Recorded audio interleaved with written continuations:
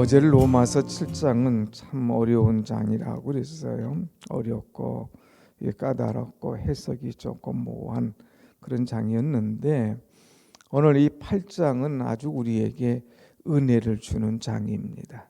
그래서 특별히 8장을 두 부분으로 나눌 수가 있는데 1절부터 17절에 주시는 은혜가 있고요. 또 18절부터 나머지 장은 우리에게 확실한 그리스도의 은혜가 뭔가, 그리스도인의 확신, 이 확증에 관한 그런 말씀을 주십니다. 자, 오늘은 이제 첫 번째 1절부터 17절 말씀인데 오늘 두 가지 은혜를 우리에게 주어요. 우리에게는 하나님의 영이 함께 하신다. 또한 우리는 하나님의 상속자다 하는 그런 메시지를 주고 있죠. 자, 이제 우리 속에 늘 하나님의 말씀을 따라야 되는데 인간인지라 자꾸 육의 생각이 들어온다고 그랬어요. 오호라 나는 곤고한 자로다. 그래서 나는 영과 육이 날마다 싸우기 때문에 곤고한 심령이에요. 그러나 이제 예수의 영이 그 속에 임하면 주시는 은혜가 확실하게 온다 이거예요. 그것이 뭐냐? 1절 말씀 보면 그러므로 이제 그리스도 예수 안에 있는 자에게는 결코 정죄함이 없나니 그랬어요. 예수 안에 있는 사람에게는 어떤 은혜가 있냐? 더 이상 누가 너를 정죄하지 못한다 하는 거예요. 율법은 자꾸 우리를 찔러내잖아요. 율법은 자꾸 우리를 휘젓는다고 그랬어요. 그러니까 자꾸 죄가 생각이 나고 죄에 끌려다니고 그래 나는 어차피 안 될 몸이야 나는 죄인이야 하고 포기하고 낙심하게 한다 이거예요. 그러나 그리스도 예수 안에 있는 자에게는 결코 정죄함이 없다 이거예요. 왜? 우리 주님이 너를 의롭다 인정하시는 거예요. 너는 의로운 자야. 너는 나의 자녀야. 거룩한 자야. 하는 확실한 인정을 우리에게 해주기 때문에 예수 안에 있는 자에게는 정죄함이 없다. 예수가 나의 피난처가 되시는 거예요. 세상에 어떤 걸로 피할 수 없지만 예수 안에 쏙 들어가면 주님께서 완전히 보호해 주신다는 거죠. 어떻게 보호해 주시느냐? 2절 말씀 한번 보겠습니다. 2절 시작. 이는 그리스도 예수 안에 있는 생명의 성령의 법이 죄와 사망의 법에서 너를 해방하였습니다. 예수 안에 있는 법이 죄의 법에서 해방시켜 주시는 은혜가 있다 이거예요. 여기 보면 두 가지 법이 있어요. 생명의 성령의 법, 죄와 사망의 법. 죄와 사망의 법은 다 우리를 죽이는 법이죠. 이렇게 생각하면 여러분 이해가 딱 되죠. 이제 참 이스라엘 백성들이 애굽에서 10가지 재앙을 받지 않습니까? 그 가운데 마지막 재앙이 장자를 치시는 재앙이 있죠. 그런데 이 장자 이스라엘 백성들에게는 거기서 살아나는 비결을 주었어요. 이제 양을 잡아서 그의 피로 문설주에 바르라. 그리고 재앙이 올 때에 그 피를 바른 가정은 재앙이 넘어가리라. 다른 집은 다 재앙이 뚫고 갑니다. 울고 곡소리 나고 난리가 납니다. 그러나 하나님의 백성 말씀에 순종한 자는 그의 피를 문설주에 바른 가정은 재앙이 뚫고 가지 못하고 넘어간다 그랬어요. 이것을 패스오버라 넘어간다 이랬죠. 이 생명의 은혜가 사망과 죄가 뚫고 들어오지 못하도록 보호해주고 이 죄와 이 사망으로부터 완전히 해방되어서 생명과 성령에 이끌려 살아가도록 만들어 주시마 하는 약속입니다. 그러니까 여러분 정리하면 이 세상에 사망은 막을 사람이 아무도 없어요. 죄와 사망을 이길 사람이 없습니다. 그러나 죄와 사망이 아무리 강해도 부활하신 예수님을 먹을 수가 없는 거예요. 부활하신 예수님 앞에는 이건 아무것도 아니에요. 그래서 부활하신 예수님이 죄와 사망을 다 막아버립니다. 집어삼켜버립니다. 그러니까 이 죄와 사망으로부터 해방이 되었다 이거예요. 자유가 있다 이거예요. 오늘 여러분이 바로 이런 은혜 받은 자인 줄로 믿습니다. 아멘. 누구 안에 있을 때? In Jesus Christ. 예수 안에 있을 때에 우리 이제 죄와 상관이 없고 죄와 사망의 법을 예수의 생명의 성령의 법이 해방하였노라 하는 이런 말씀. 그래서 오늘 우리는 해방받은 자예요. 뭐 일제 치하에 있다가 막 태극기 들고 막 해방받은 그 기쁨, 애굽에서 있다가 해방받은 그 기쁨, 이루 말할 수 없잖아요. 우리는 그 사건을 경험하지 못해도 정말 예수 안에 있을 때, 은혜 안에 있을 때 내가 회개하고 모든 죄로부터 해방받은 그 기쁨, 여러분이 있었잖아요. 그 해방받은 기쁨, 그 은혜를 끝까지 붙잡고 예수 안에서 감사와 기쁨으로 살아가는 여러분의 신앙 되시길 축원합니다. 아멘. 예수 안에 있는 사람들은 늘 따르는 것이 있어요. 그것이 뭐냐? 5절 말씀 보겠습니다. 5절 육신을 따르는 자는 육신의 일을, 영을 따르는 자는 영의 일을 생각하나니. 내가 지금 어떤 생각하고 있나? 육신의 생각을 하고 있나? 영의 생각을 하고 있나? 자꾸 육신을 따라가면 아직도 죄 아래에 있는 거예요. 그러나 영을 쫓아가고 성령에 이끌려 살면 그 사람은 영을 생각하는, 영의 일을 생각하고 하나님이 기뻐하신 일을 생각하는 사람이에요. 그래서 6절 말씀 보면 육신의 생각은 사망이요 영의 생각은 생명과 평안이니라 그랬어요. 그래서 우리에게 늘 생명을 주시고 평안을 주시는 분이 바로 예수 그리스도. 정말 내가 예수 그리스도 안에 있으면 영의 일을 생각하고 이 영의 일은 우리에게 생명과 평안을 주신다고 하는 거예요. 그러니까 여러분 항상 예수 안에 있어서 평안하고 예수 안에서 있어서 참 생명이 있어서 죽음을 두려워하지 않고 은혜 속에 살아가는 우리가 되기를 간절히 축원합니다. 아멘. 그래서 육신에 있는 아래에 있는 사람들은 하나님을 기쁘시게 할 수 없어. 자꾸 육의 일을 생각하니까 그냥 육의 일, 세상의 일이라면 반짝반짝한 거예요. 그러나 영의 사람들은 이 육신의 것을 다 죽이고 영의 일을 생각하는 거예요. 하나님을 어떻게 하면 기쁘시게 할까? 그래서 이런 말씀했어요. 한번 그럼 나는 어떤 존재인가 한번 봅시다. 9절 말씀, 9절 시작. 만일 너희 속에 하나님의 영이 거하시면 너희가 육신에 있지 아니하고 영에 있나니 누구든지 그리스도의 영이 없으면 그리스도의 사람이 아니니라. 아멘. 누구든지 그리스도의 영이 없으면 그리스도의 사람이 아니다 이거예요. 하나님의 영이 늘 내 속에 있어서 하나님을 기쁘시게 하는 사람, 하나님을 생각하는 사람, 늘 그 이 하나님의 영을 생각하는 은혜의 사람인데 그것이 없으면 그 사람은 그리스도인이 아니라, 그리스도의 사람이 아니라 하는 거예요. 흉내내는 사람, 경건의 모양만 있지 경건의 능력이 없는 사람이다 이거예요. 오늘 여러분 우리는 경건의 모양, 크리스찬의 모양만 있지 자꾸 육신의 생각을 하는 사람이냐? 크리스찬뿐만 모양뿐만 아니라 능력을 나타내고 그 은혜 속에서 살아가는 자냐 하는 것을 우리 스스로 한번 돌아봐야 됩니다. 그래서 오늘 10절 11절 한번 보겠습니다. 또 그리스도께서 너희 안에 계시면 몸은 죄로 말미암아 죽은 것이나 영은 의로 말미암아 살아 있는 것이라. 우리의 몸은 자꾸 욕심을 따라가요.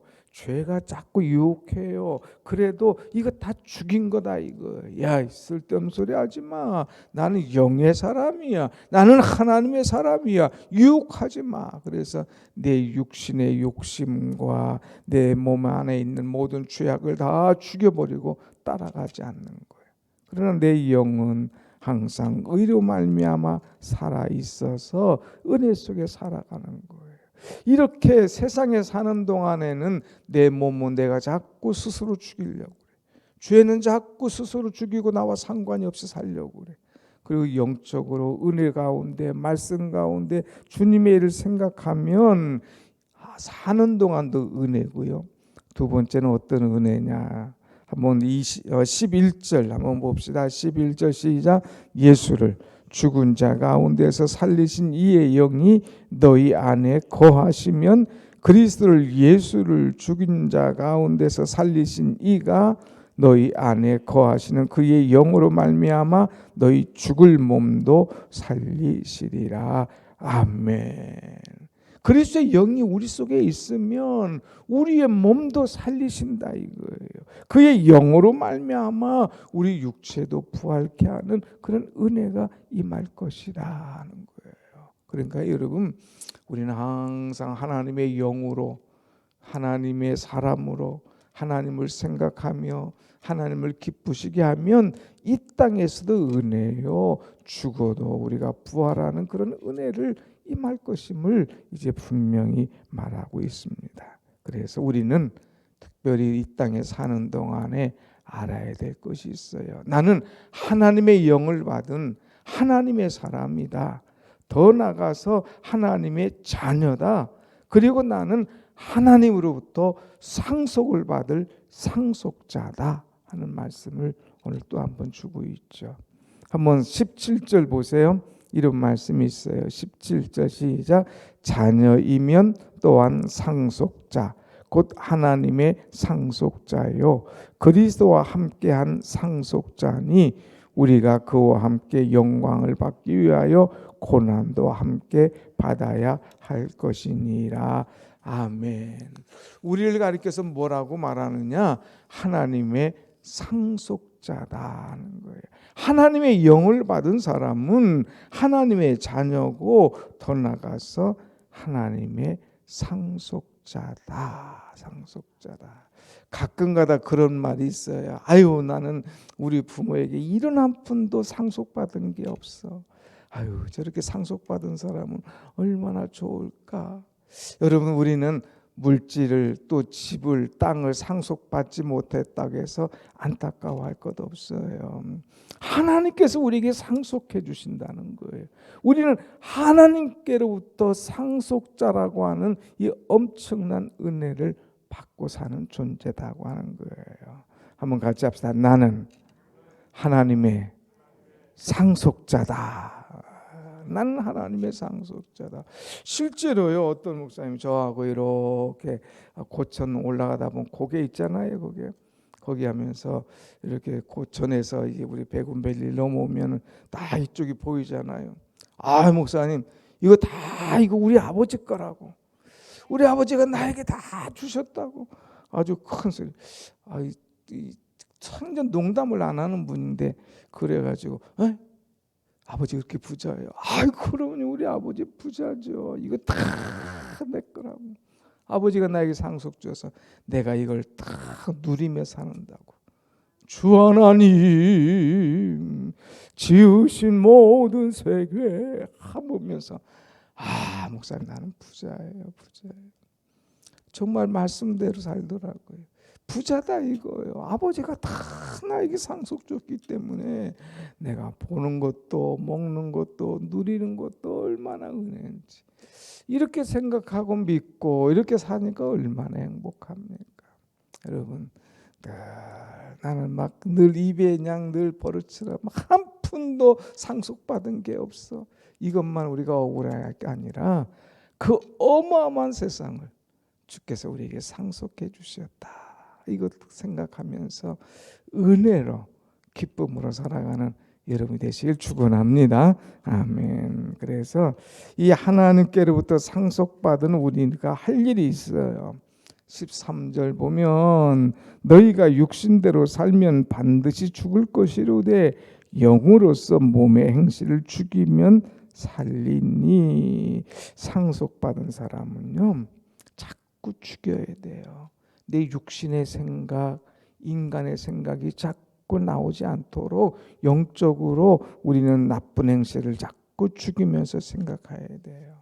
죄를 차단해야 돼요.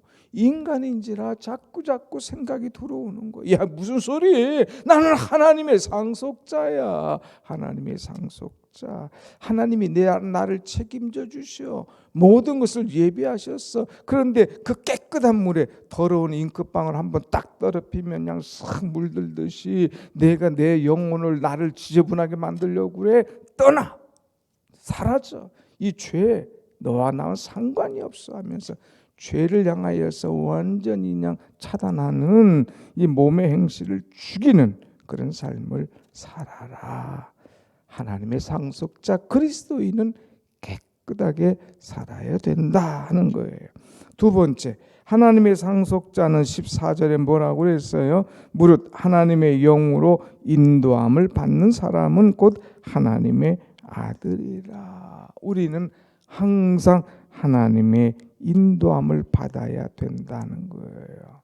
인도를 오늘만 인도받고 기분 좋을 때만 따라가는 사람이 아니라 항상 주님의 인도를 따라 사는 사람. 상속자인데 언제나 늘 그분을 메시고 가까이 하고 주님 가신 길을 따라가는 그런 자가 될 때에 주 안에서 우리에게 아름다운 열매와 축복이 임하는 것이다 하는 거예요. 또 상속자는 16절 보면 성령이 친히 우리의 영과 더불어 우리가 하나님의 자녀인 것을 증언하시나니 그랬어요. 늘 증언하는 거예요. 나에게 이런 은혜를 주셨다. 내게 이런 것을 주셨다. 내게 이런 축복을 주셨다. 내게 양자의 영을 주시고 나 같은 사람을 상속자라고 이렇게 말씀하셨다는 것을 자꾸 증거해요. 누가? 우리 아빠 아버지가 한번 여러분 16절 보십시다. 안 봤지만 16절 한번 다시 읽어봅시다. 시작.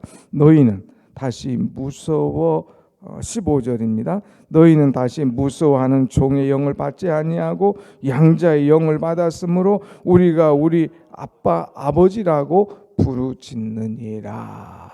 우리가 주님을 아빠 아버지라고, 그냥 아버지도 좋아요. 그런데 아빠 아버지, 아빠는 얼마나 친근감이 있습니까? 우리 하나님이 아빠 아버지인 거예요. 그만큼 우리는 양자의 영을 받고 아빠 아버지, 이거 얼마나 이 복이 좋습니까? 이런 영을 우리에게 받았다 이거예요. 이것이 확실한 은혜인 거예요. 여러분, 혹시 우리 주변에 양자 누구를 입양하는 그런 가정들 있잖아요. 우리는 알잖아요. 쟤는 입양되는데, 쟤는 이제 참 가슴으로 낳은 아이인데, 우리는 알잖아요. 본인은 모르지만 또 아는 사람도 있겠지만, 그러나 그 가정에서 이렇게 보면 양자인데도 입양했는데도 가슴으로 낳는데도 얼마나 사랑을 받는지 몰라요. 또 그 아이가 쭈삣쭈삣하지 않고 아빠하고 끌어안고 아빠하고 아버지하고 막 가는 거 보면 참 이렇게 가슴으로 낳았어도 양자도 저렇게 사랑을 받는구나. 분별이 없잖아요. 그 아버지는 너는 이쪽 밥 먹을 때 너는 요상해서 너는 요상해서 이러 하지 않잖아요.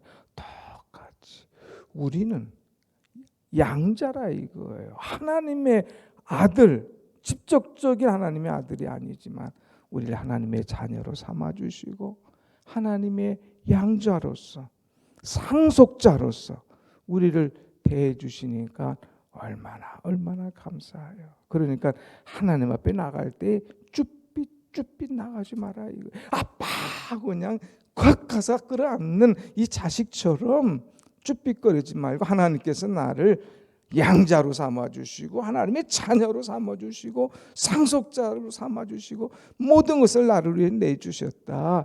이것을 확신하면서 콱 하나님을 끌어안는 그런 우리가 될 때에 우리 속에 충만한 은혜가 날마다 임할 줄로 믿습니다. 아멘. 자, 17절 다시 한번 보겠습니다. 17절 시작. 자녀이면 상속자 곧 하나님의 상속자요 곧 그리스도와 함께한 상속자니 우리가 그와 함께 영광을 받기 위하여 고난도 함께 받아야 할 것이니라. 아멘. 우리가 하나님의 자녀이면 하나님의 상속자다.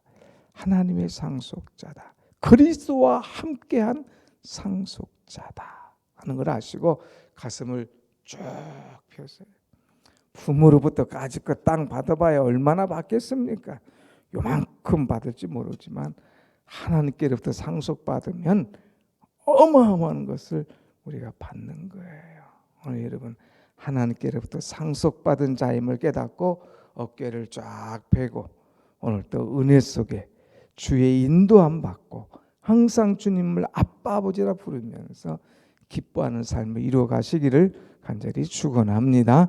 아멘. 기도하겠습니다.